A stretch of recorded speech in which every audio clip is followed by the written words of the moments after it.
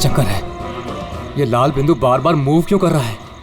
आंखों ही आंखों में इशारा हो गया, बैठ बैठ जीने का सहारा हो गया।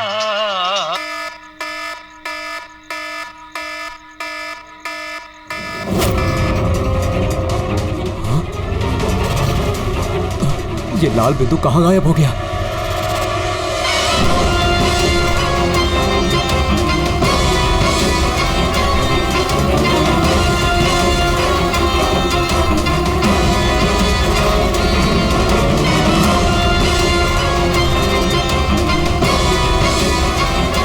ये जो भी है मेरी तरफ ही आ रहा है।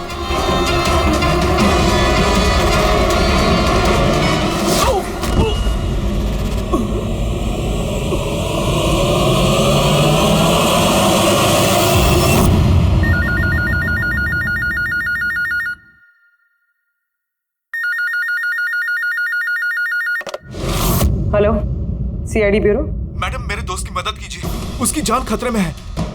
जान खतरे में है? क्या हुआ आपके दोस्त को? मैडम शशांक कल रात से गायब है, उसका कुछ भी अता पता नहीं है। आपने मिसिंग कंप्लेंट लिखवाई? उससे कुछ नहीं होने वाला है मैडम, उसका कोई फायदा नहीं। मुझे पता है उसको कुछ हो गया है। कल रात को वो मुंबई के किसी सुंदर नगर इलाके में फॉक्स हंटिंग के लिए गया था। क्या मुंबई में लोमड़ियों का शिकार?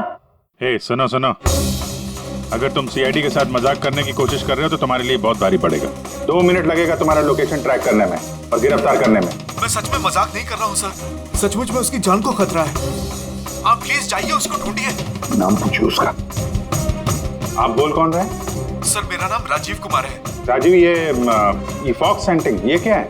सर मैं आपको वो सब डिटेल में बताऊंगा, पर इससे पहले कुछ हो ना जाए। आप प्लीज सुंदरनगर जाइए, उसको ढूंढिए। राजीव सुनो, राजीव हेलो।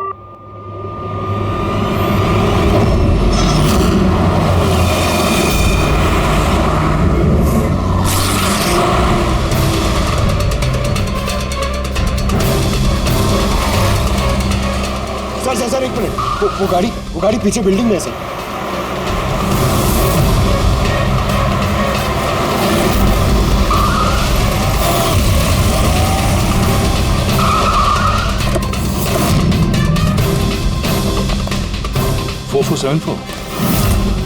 तो शशांक की गाड़ी का नंबर तो यही है। अगर ये शशांक की गाड़ी है तो फिर शशांक भी यहीं पर होना चाहिए।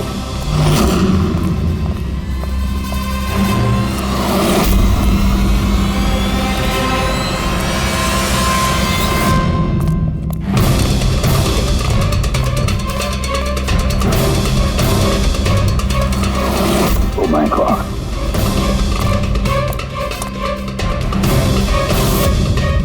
He's dead, sir. तो राजू का डर सही निकला।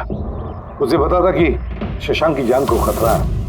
इसका मतलब राजू जानता होगा कि कौन शशांक की जान के पीछे पड़ा है।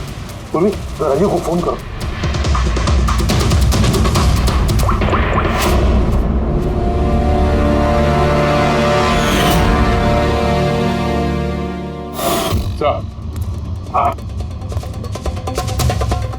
दो गोलियों के शेल, .38 कैलिबर। सर ये राजीव फोन नहीं उठा रहा है। सर कहीं इस राजीव की जान को भी खतरा तो नहीं है? सर एक बात समझ में नहीं आ रही सर, शहर के इस इलाके में कोई लोमड़ियों का शिकार करने क्यों आएगा? शिकारी खुद शिकार हो गया। मुझे तो यहाँ दूर दूर तक कोई भी लोमड़ी नजर नहीं आ रही है। रेडी पंकज, चुप रहो। ये फॉक्स हंटिंग सीक्रेट कोड है और इसका राज सिर्फ राजीव ही बता सकता है। राजीव के घर जाके पता लगाना पड़ेगा।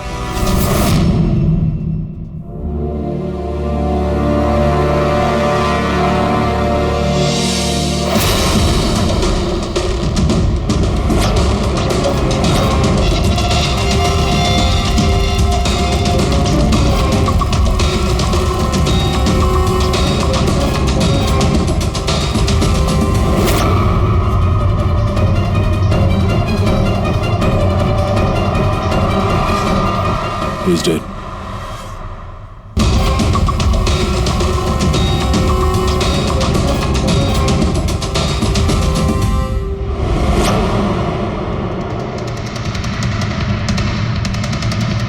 सर राजीव है सर। इसने अपने दोस्त की जान बचाने के लिए हमें फोन किया था और किसी ने इसी को मार दिया। और सर मारा भी शायद उसी गन से। ये देखिए .380 की बुलेट शेल्स, ठीक वैसे ही जैसे शशांक की बॉडी के पास में। ये कोई आपसे दुश्मनी का केस लगता है। किसी की राजीव और शशांक से कोई गहरी दुश्मनी होगी। खूनी तक पहुंचने के लिए सुराग हमें इस घर से ही मिलेगा। सर यहाँ तो बहुत सारे पजल के बुक्स और गेम्स हैं। सर डेस्कटॉप पे भी बहुत सारे पजल गेम्स हैं।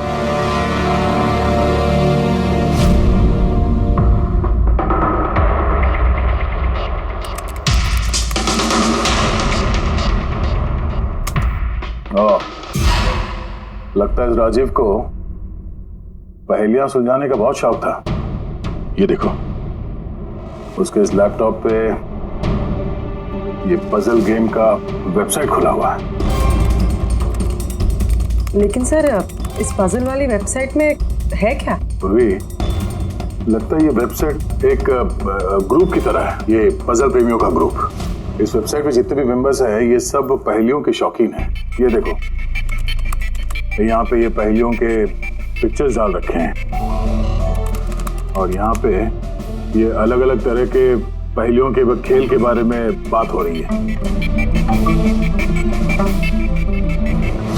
ये क्या? ये शशांक भी इस वेबसाइट का मेंबर था? अरे हाँ सर, लेकिन ज्यादा पुराना मेंबर नहीं था। इसने पिछले महीने ही वेबसाइट ज्वाइन की। सर इसका मतलब वो फॉक्स हंटिंग भी एक पहेली है जिसे सुलझा के ही हमें वो खूनी मिलेगा। हाँ पंकज, अब लगता है कि फॉक्स हंटिंग की अगली कड़ी हमें इस शशांक के घर पे ही मिलेगी।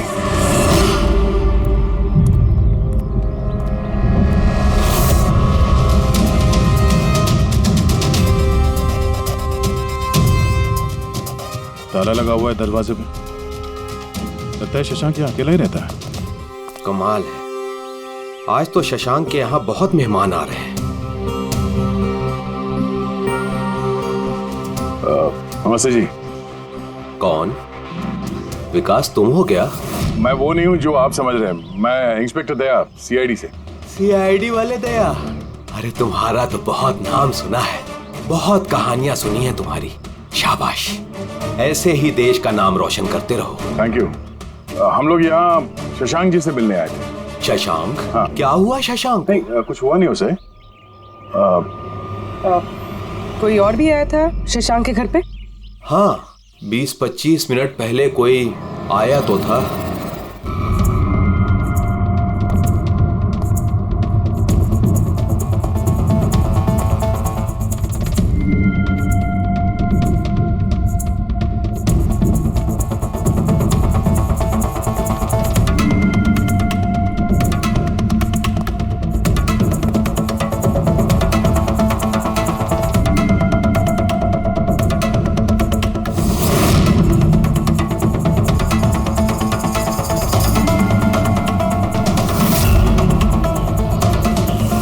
इलेक्ट्रॉनिक गैजेट्स, ये इंस्ट्रक्शन मैनुअल्स, ये सब देखकर तो लगता है कि ये शशांक एक इंजीनियर था।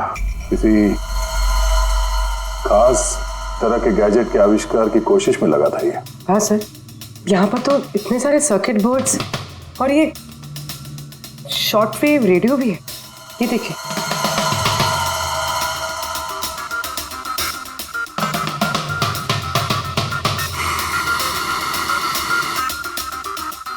इस जगह पे सामान सब जिस तरह से बिखरा हुआ है, ऐसा लगता है कि यहाँ हमसे पहले कोई आया था इस कमरे की तलाशी के लिए।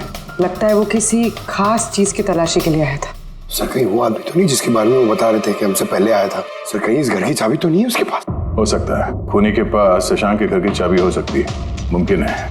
पर अहम सवाल ये है कि वो यहाँ ढूंढने क्या आया था, और जो चीज वो ढूंढने के लिए आया था वो उसे मिला है या नहीं। लेकिन सर यहाँ पर तो इतना सारा सामान है, हमें पता कैसे चलेगा कि कोई सामान गायब हुआ भी है या नहीं?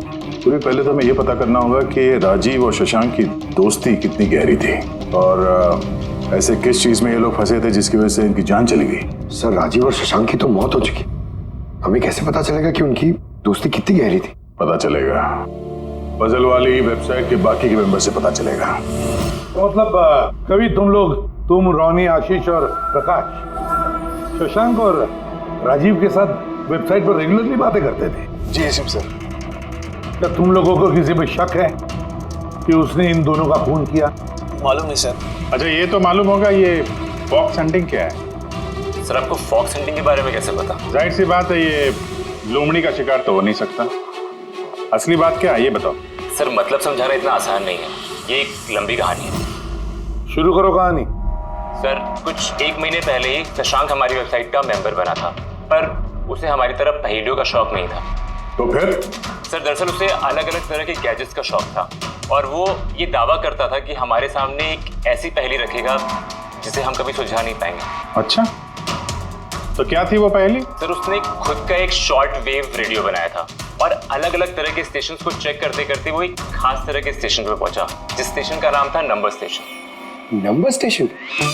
ये इसका नाम तो कभी सुना नहीं। अच्छा, इस पे नए गाने आते हैं कि पुराने गाने आते हैं? अजीब बात तो यही थी सर, उस स्टेशन पर कोई गाने आते ही नहीं थे, सिर्फ और सिर्फ नंबर आते थे सर। ये कैसा रेडियो स्टेशन है जहाँ पे सिर्फ नंबर्स आते हैं? सर नंबर भी हर वक्त नहीं आया करते थे, उनके आने का भी खास दिन और खास वक्त हुआ करता था। सर लगता है नंबर्स के बहाने कोई किसी को खास मैसेज दे रहा है, सीक्रेट मैसेज। शशांक ने उनके कई ब्रॉडकास्ट सीजन रिकॉर्ड किए थे और हम लोगों से कहा था कि हम उन नंबरों के तोड़ निकालें ताकि पता चल सके क्या गुप्त संदेश भेजे जा रहे हैं। तो क्या तोड़ निकाला इन नंबर्स का? नहीं सर, उनका तो सर हम तोड़ नहीं निकाल पाए, मगर राजीव ने कुछ दिन पहले बताया था कि उसे इस वेबसाइट के नंबर्स का राज पता चल गया। तो क्या राज था उन नंबर्स का? सर वो तो राजीव ने कभी हमें बताया नहीं सर। हाँ, पर बाद में राजीव और शशांक इस बारे में अकेले में बात करने लगे थे सर। देखो, हम फॉक्स हंटिंग की बात कर रहे थे, वो बताओ। फॉक्स हंटिंग ट्रांसमीटर हंटिंग का ही दूसरा नाम है। Transmitter hunting?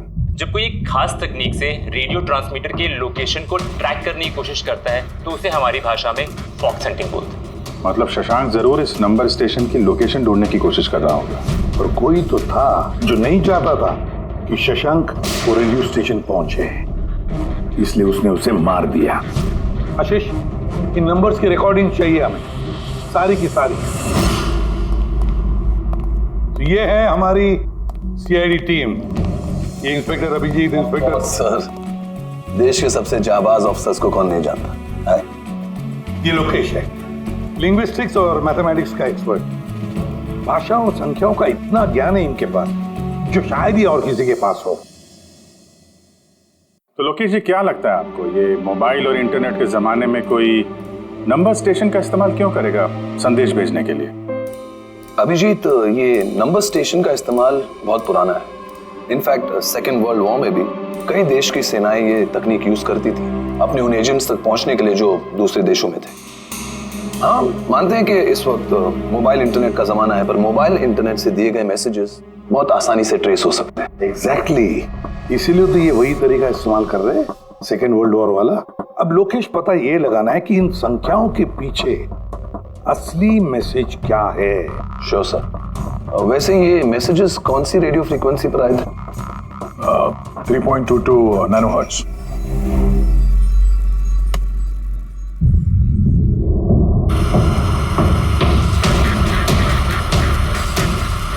सर, इस रेडियो स्टेशन से तो कोई नंबर वंबर नहीं आ रहा है। I am not surprise. I am sure मुजरिम को पता चल गया होगा कि केस अब सीआईडी के हाथ में है, इसलिए उसने अपना मैसेज देने का तरीका या फिर रेडियो फ्रीक्वेंसी चेंज की होगी। तो नया चैनल ढूंढने में कितना वक्त लगेगा?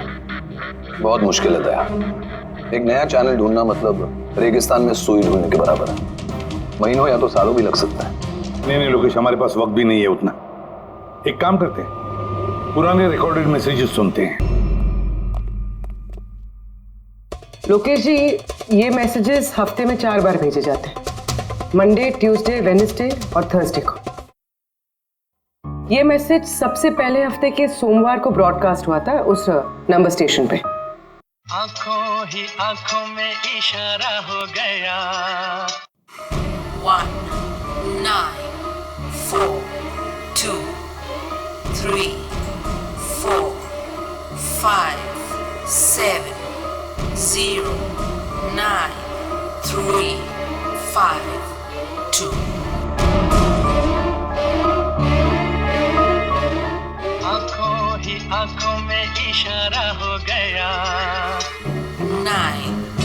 2, 3, 4, 0, 5.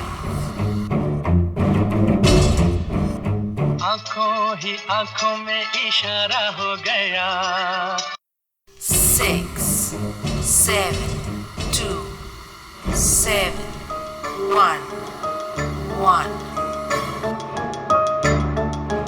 आंखों ही आंखों में इशारा हो गया 5, 2, 1, 8, 0, 7. नाउ प्लीज टेल मी, ये संदेश चारों दिन एक ही समय पर आए थे कि अलग अलग टाइम पर? नहीं नहीं, एक ही टाइम पे, रात 12 बजे। और फिर हर 2 घंटे बाद इन नंबर्स को रिपीट किया गया था। और इसके अगले हफ्ते के नंबर्स यही थे या दे वर डिफरेंट? नंबर्स तो अलग थे, लेकिन पैटर्न सेम था। मंडे को 13 नंबर्स, ट्यूसडे, वेडनेसडे और थर्सडे को 6 नंबर। इससे साफ जाहिर होता है कि जो मुजरिम है रोज अलग अलग मैसेज भेजते हैं, और ये जो मैसेज ये लोग भेजते हैं वो एक मैसेज 4 हिस्सों में कर भेजते हैं। लोकेश जी, 1 मिनट प्लीज, मुझे कुछ समझ में नहीं आया, आप फिर से समझाएंगे? मैं समझाता हूं, चलो पेपर देना तो।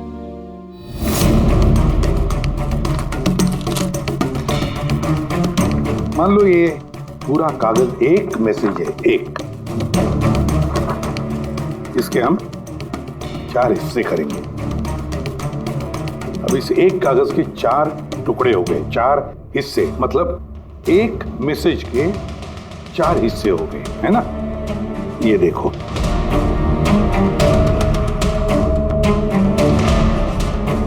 ये रहा मंडे का, ये रहा ट्यूसडे,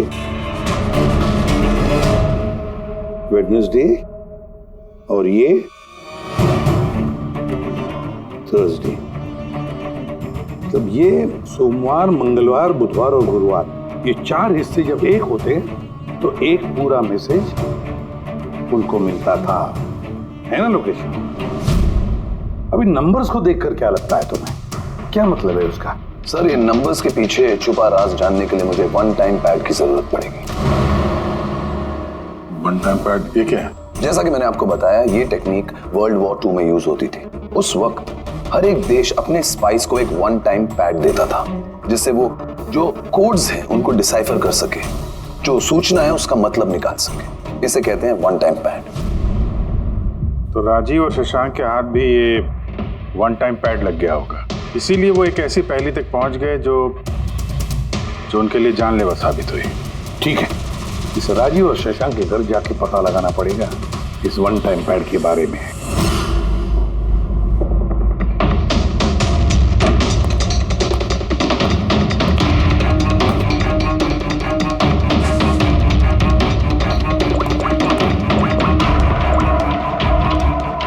हेलो अभिजीत सर, यहाँ पर तो कोई कागज नहीं है। आपको कोई कागज मिला? हम लोग शशांक के घर में ही हैं, देख रहे हैं।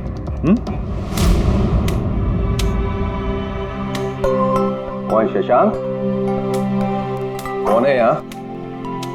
आप आइए। पहचाना? इंस्पेक्टर दया। अच्छा, सीआईडी वाले दया। आप यहाँ कुछ काम थे यहाँ? हाँ, वो शशांक मेरी इलेक्ट्रिक केतली लेकर आया था कुछ दिनों के लिए, वही लेने के लिए आया था। पंकज, सर देखो वहां पे कोई इलेक्ट्रिक केटल है क्या? सर, ये इलेक्ट्रिक केटल तो शशांक की है, इंटरनेट से मंगाई उसने, ये बिल है साथ में। नहीं, ये इलेक्ट्रिक केतली मेरी ही है। लगता है आपको कोई गलतफहमी हो रही है, ये केटल तो शशांक ने खरीदा था। नहीं दया, मुझे कोई गलतफहमी नहीं हो रही है। तुम्हारा ये ऑफिसर या तो झूठ बोल रहा है और या मेरी तरह अंधा हो चुका है। अरे बदतमीजी क्यों कर रहे हैं? मुझे दिखाई देता है और मैं झूठ नहीं बोलता हूँ। यहाँ पे बिल्स हैं, ये इलेक्ट्रिक केटल, इलेक्ट्रिक कंपोनेंट्स, ये सर्किट बोर्ड और ये किताबों का बिल। क्या कहा? शशांक ने किताबें खरीदी? एक और झूठ। अरे नो झूठ, ये मेरे हाथ में बिल्स हैं। शशांक किताबें खरीद ही नहीं सकता। एक मिनट, आप ये ऐसा क्यों कह रहे हैं? क्योंकि उसे डिसलेक्सिया है। डिसलेक्सिया? हाँ, डिसलेक्सिया। इस बीमारी से पीड़ित लोगों को पढ़ना ही अच्छा नहीं लगता। किताबें खरीदना तो बहुत दूर की बात है। पंकज वो किताबें कहाँ हैं? सर किताबें तो नहीं है, ये खाली डब्बा है। ओह, इसका मतलब है खूनी यहाँ किताबें ढूंढने आया था। तो वो किताबें ही वन टाइम पैड है जिसकी हमें तलाश है। ये कितनी किताबें?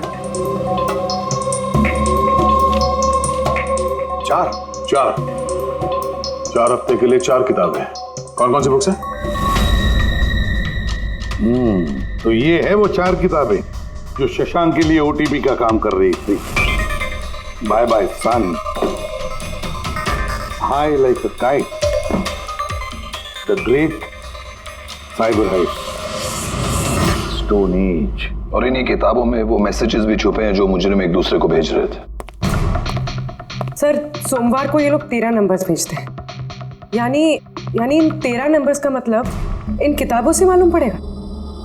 मालूम पड़ेगा नहीं पूर्वी, मालूम पड़ गया समझ लो।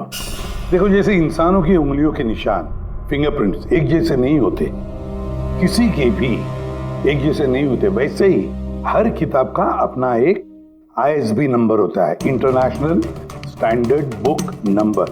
वो 2 किताबों का एक जैसा हो ही नहीं सकता। और ISB नंबर 13 डिजिट का होता है।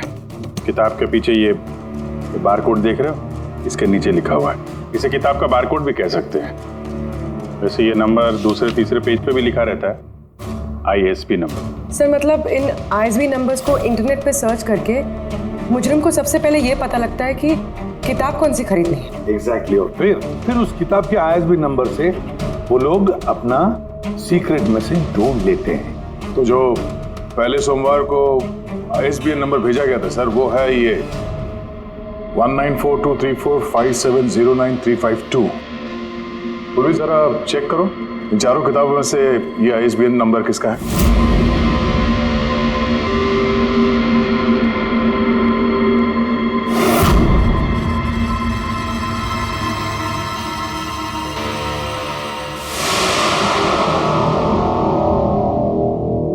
ISB नंबर बाय सन से मैच होता है।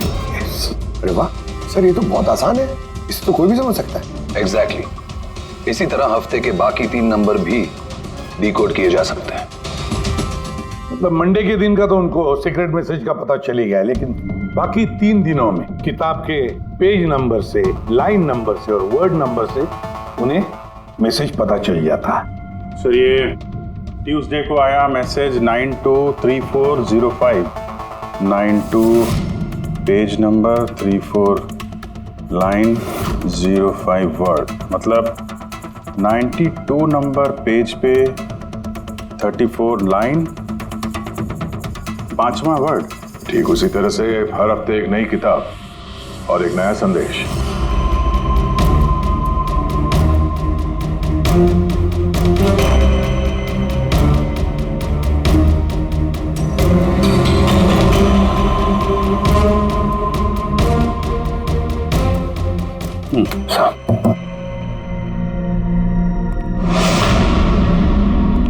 पूर्वी सर, पहले हफ्ते का क्या मैसेज है? सर इस बाय सन किताब से जो पहले हफ्ते का मैसेज है वो है किडनैप मनी बैग्स जूनियर।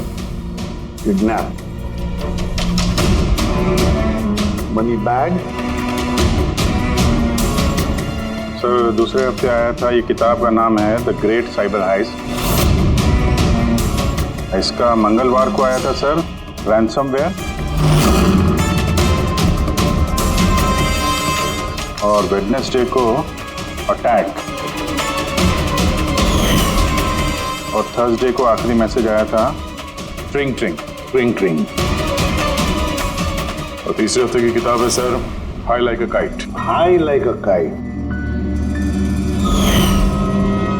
और इसका संदेश है कंसाइनमेंट। कंसाइनमेंट जी सर। बीच। बीच। South Beach. सर ये जो चौथी किताब है, इस हफ्ते की किताब, द स्टोन एज, इसका मैसेज जो है ट्यूसडे के लिए black forest. Black forest. Wednesday का है गोज,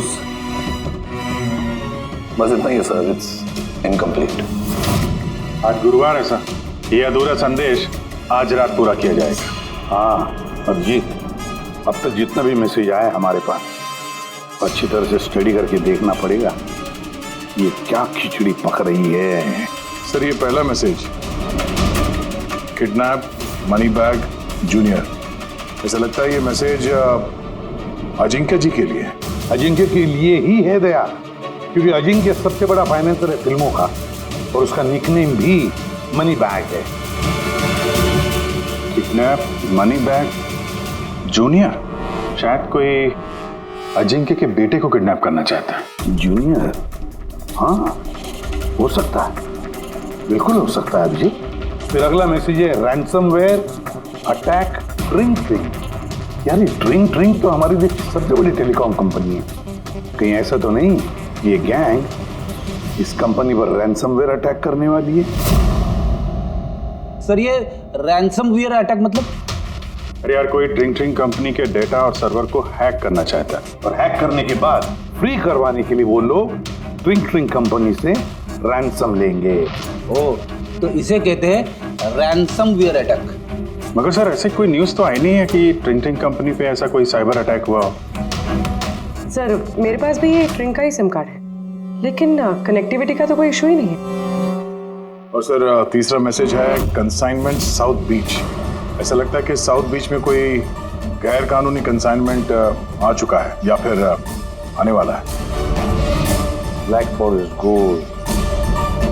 अभिजीत दया, इस गैंग का असली गेम क्या है आज रात को 12 बजे से पहले पता लगाना पड़ेगा। और रात के 12 बजे जो नंबर ब्रॉडकास्ट होने वाला है उसे ब्रॉडकास्ट होने नहीं देना चाहिए। क्या काम करो, इस अजिंक्य के घर जाओ और पता लगाओ उसका बच्चा ठीक है क्या। अभिजीत ड्रिंक कंपनी में जाकर उन्हें अलर्ट करो, कहो कि उन पर शायद साइबर अटैक होने वाला है, रैंसम अटैक। और पंकज साउथ बीच जाओ और देखो कोई कंसाइनमेंट आया है क्या या फिर कोई कंसाइनमेंट आने वाला है क्या, पूरा पता लगाओ। सर मैं कहाँ जाऊँ सर? हम कहीं नहीं जाएंगे, हम तीनों यहीं पर रुकेंगे ये पता लगाने के लिए कि इस गैंग को कैसे पता चला कि शशांक और राजीव ने उनके सारे मैसेजेस डिकोड कैसे किए।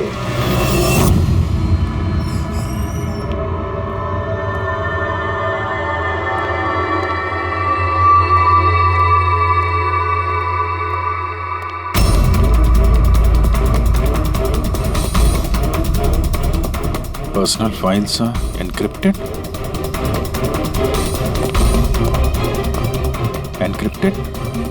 सर क्या चाहिए सर, किसे मिलना है आपको? फिलहाल सबसे सीनियर कौन है इस ऑफिस में? सर सभी सीनियर्स यहीं पे हैं, सीईओ और कंपनी के मालिक भी यहीं पे है, बट अभी वो लोग एक अर्जेंट मीटिंग में बिजी है। कहाँ चल रही मीटिंग? देखिए अभी आप उनसे नहीं मिल सकते। कहाँ चल रही है मीटिंग? सर वो वहाँ पे कॉन्फ्रेंस रूम में। किसी को कानो कान खबर नहीं होनी चाहिए इस अटैक की, मीडिया वालों को तो बिल्कुल नहीं तो मार्केट में हमारा नाम खराब हो जाएगा। ये बात बाहर नहीं जानी चाहिए, समझे? Thank you. जिसका डर था वही हुआ, गैंग कामयाब हो गया इस अटैक में। हेलो दया। अब देखते हैं शशांक के बाद और कौन कौन से लोग इस वेबसाइट के मेंबर बने हैं। जो इनमें से कोई एक है जिसने शशांक के बारे में अपनी गैंग को पूरी इंफॉर्मेशन दी है। सर शशांक के साथ 2 लोग जुड़े इस वेबसाइट से, कवि और रोनी। कवि और रोनी, इनकी डिटेल है क्या? देखो सर ये कवि थाने में रहता है और इसकी किताबों की एक दुकान है।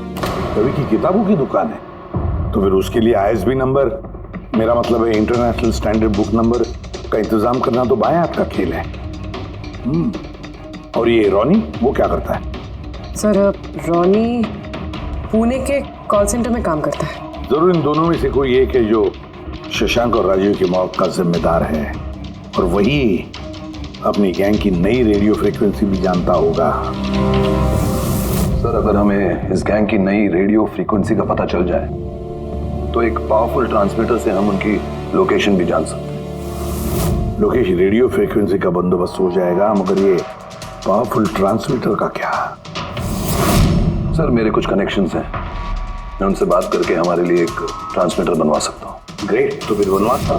और फ्रेडी, को फोन करके पूछो अजिंक्य के बारे में क्या पता चला। आप कॉफी लेंगे? No thanks.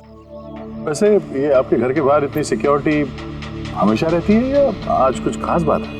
हाँ, ये सिक्योरिटी हमेशा रहती है। आप तो जानते ही हैं फैन लोगों को, कितनी बार ये घर के अंदर घुस आते हैं। क्या नहीं, एक्टर्स के घर के बाहर फैन की भीड़ तो सुनी थी मैंने, मगर एक फाइनेंसर पहली बार सुन रहा हूँ। आपने यहाँ आने की वजह नहीं बताई? अरे हाँ, वो मैं आपके बेटे अजीत से मिलने आया हूँ। अजीत से? मगर क्यों? क्या उससे कोई गुनाह हो गया है? नहीं, बस एक रूटीन इंक्वायरी है। मतलब? सॉरी, मैं वो आपको नहीं बता सकता, मैं अजीत को बताऊंगा। अजीत की तबीयत ठीक नहीं है। तबीयत खराब है या वो किडनैप हो गया? किडनैप? What nonsense! देखिए अजिंक्य जी, उन अपराधियों के दबाव में आके आप सीआईडी से झूठ मत बोलिए। हमें खबर मिली है कि एक गैंग है जो आपके बेटे अजीत को किडनैप करना चाहती है। अजीत कहाँ है इस वक्त? वो घर पे ही है। मैं उसे देखना चाहता हूँ अभी। रामो,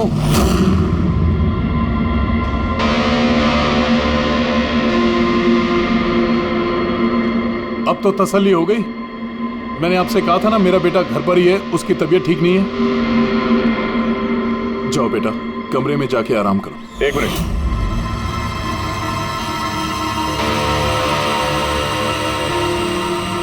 जरा कैप निकालना। मत उतारना टोपी। क्यों नहीं? हाँ? क्या कहा मैंने? क्या बता रहा हूँ? चलो। नहीं। उन्होंने क्या बोला?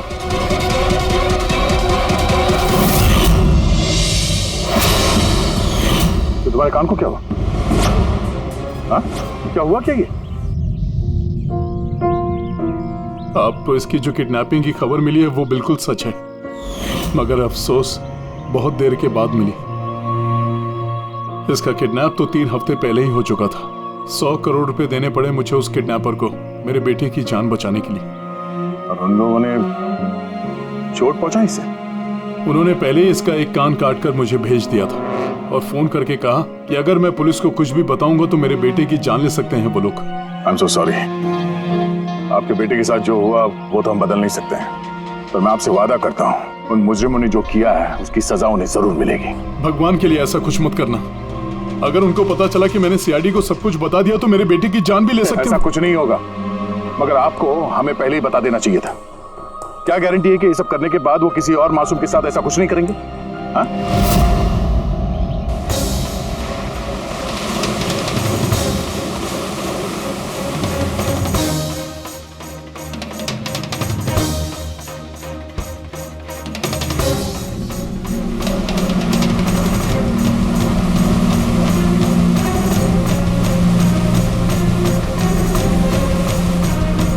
अगर वो कंसाइनमेंट आ चुका है और डीलिंग हो चुकी, फिर तो कोई सुराग मिलना चाहिए यहाँ पर।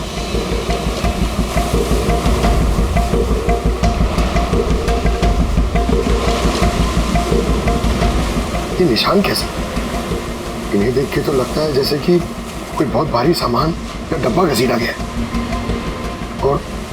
और कोई सामान तो यहाँ पे नहीं दिख रहा। शायद कंसाइनमेंट ही होगा।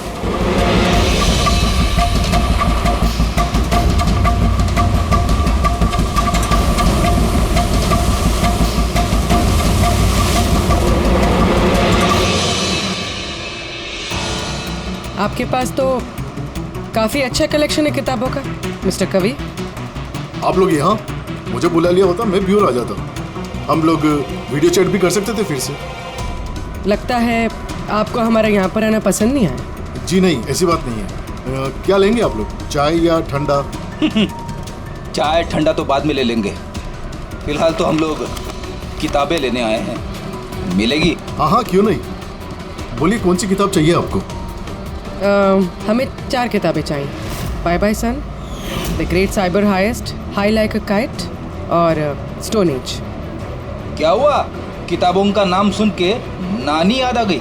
अरे कोई अपनी दुकान से इस तरह भागता है भला? मैडम वो लोग बहुत खतरनाक लोग हैं मैडम, वो मुझे मार देंगे। अगर सच नहीं बोलोगे तो फांसी पे चढ़ोगे शशांक और राजीव के खून के जुर्म। नहीं, मैंने उनका खून नहीं किया। मुझे तो बस उन पर नजर रखने के लिए कहा गया था। किसने कहा था नजर रखने के लिए? कवि! कवि! हाँ, कवि! 6.21 नैनोहर्ट्ज। क्या? लेकिन कवि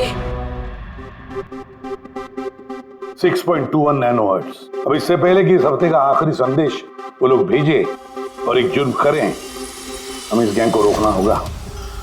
और सर, जितने भी जुर्म इस गैंग ने किए हैं सब के सब वीकेंड में किए हैं, शुक्रवार, शनिवार, रविवार।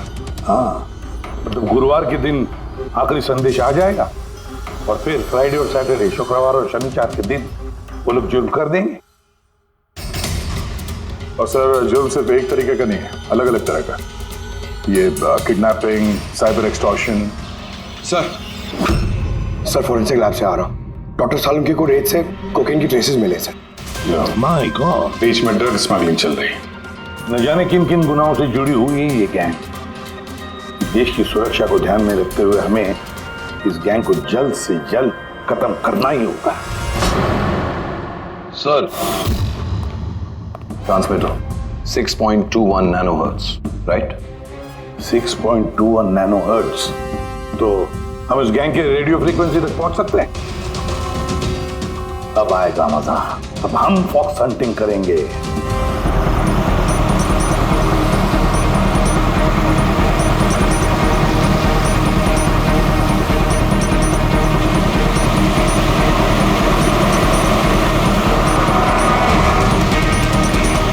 बस सर, यही सिग्नल दिखा रहा है सर। बस ये रेड डॉट मिल जाए। देखो रेड डॉट कहां पे है।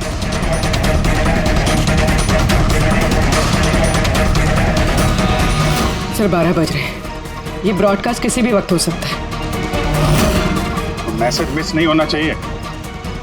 हाँ, किधर है सर? एक मिनट सर।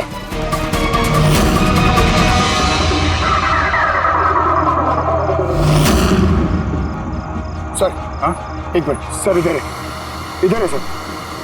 आंखों ही आंखों में इशारा हो गया। 9, 2, 2, 3, 0, 9.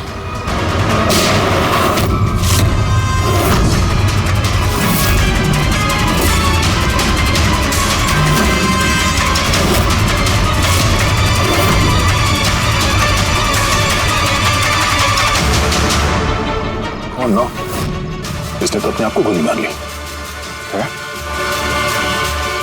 आई गैंग का लोगो। इस गैंग से तो हमारा सामना पहले भी हो चुका है। कौन है तुम्हारा बॉस और कौन कौन लोग शामिल है तुम्हारे धंधे में? इसका जवाब आप मेरे मुंह से कभी सुन नहीं पाओगे एसीपी साहब। इस गैंग में काम करने वाले अपने बॉस का नाम बताने के बजाय आत्महत्या करना ज्यादा पसंद करते हैं। ये तो गया, लेकिन अगला जुर्म होने से रोकना होगा। वो क्या नंबर है उसका देखो। मैसेज का क्या मतलब है? 92 नंबर पे 2309, 23 number line. Kaboom. Kaboom? Kaboom क्या होता है सर? कबूम मतलब धमाका। धमाका मतलब कि कोई बम ब्लास्ट होने वाला है? पहले जो शब्द मिले थे हमें मैसेज से वो थे the stone age, black forest, ghost, और अब कबूम, ब्लैक फॉरेस्ट में धमाका। इसके पहले कि और मासूम लोगों की जाने जाएं, पता लगाना होगा ये धमाका कब और कहां होने वाला है।